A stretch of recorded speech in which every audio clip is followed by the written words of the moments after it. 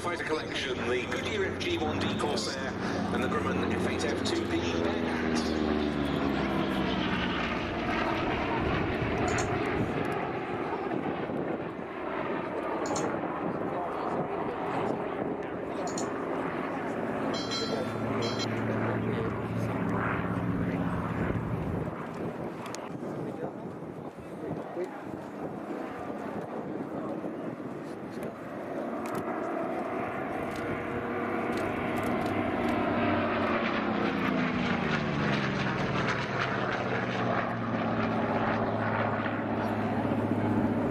In the lead, that very distinctive bent-winged or inverted gull-wing to be more accurate design, that of the Corsair, conceived by Chance Vought to meet a requirement for a new US Navy fighter. Why has it got that wing configuration, you might ask? Well, the reason is because it has a simply enormous propeller.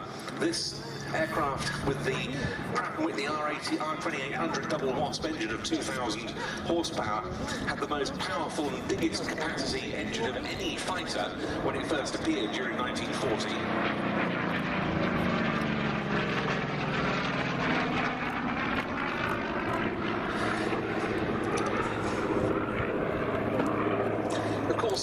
For an aircraft to be engaged in operations from aircraft carriers, quite a useful requirement is that of having folding wings, because of course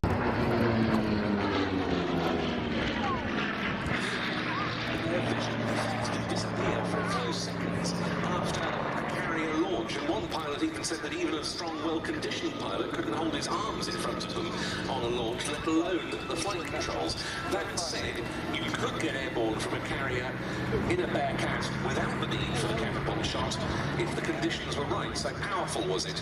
Another interesting feature of the design as it was first conceived was that they fitted explosive charges to blow off the outer 3 feet of the wingtips if the aircraft exceeded 8.5 G. The idea was that this would prevent a failure of the wing, but it wasn't adopted in production as the system almost always malfunctioned in testing and always blew just one of the tips off, with the difficulties that that would create.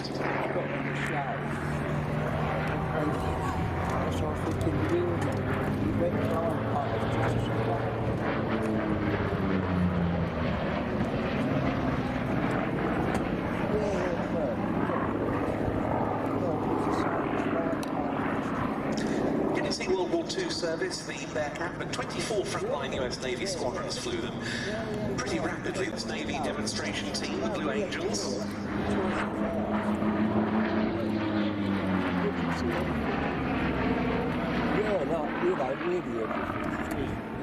both the French and the Royal Thai Air Forces flew Bearcats. The French flew them in anger during the Indochina conflict during the 1950s, especially at the Battle of Dien Bien Phu, taking on insurgents of the Viet Minh.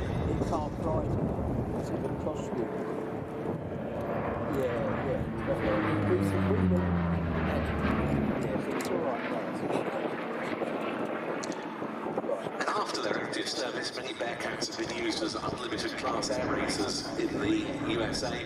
As we can see, even a stock Bearcat like this one is a very impressive performer.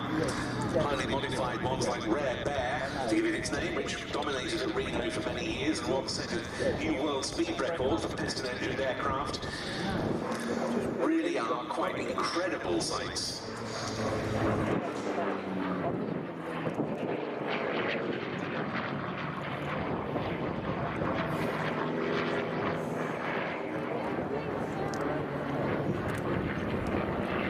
If ever you get to see them being demonstrated to the full.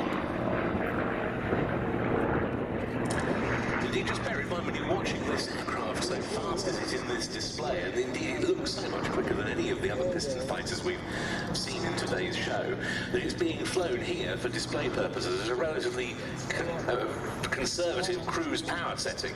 So this is nothing compared with this aeroplane's, or relatively little compared with this aeroplane's outright performance when absolutely wound up.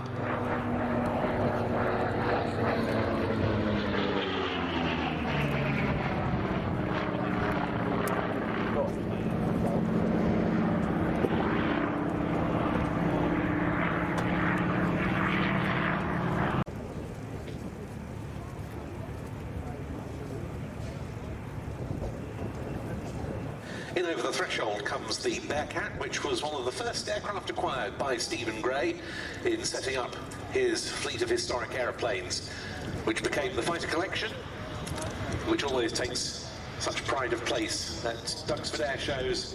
Pete Kinsey, their chief pilot, at the controls of the Bearcat.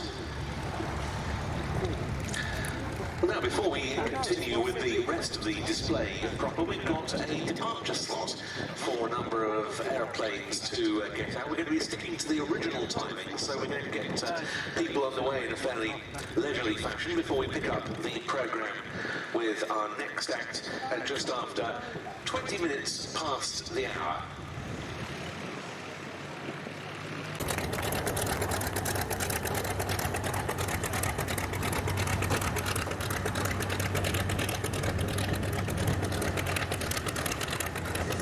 Just whilst we've got these departure slots underway, just a quick message here. We'd like to extend a very special thank you to all our IWM members attending the air show today.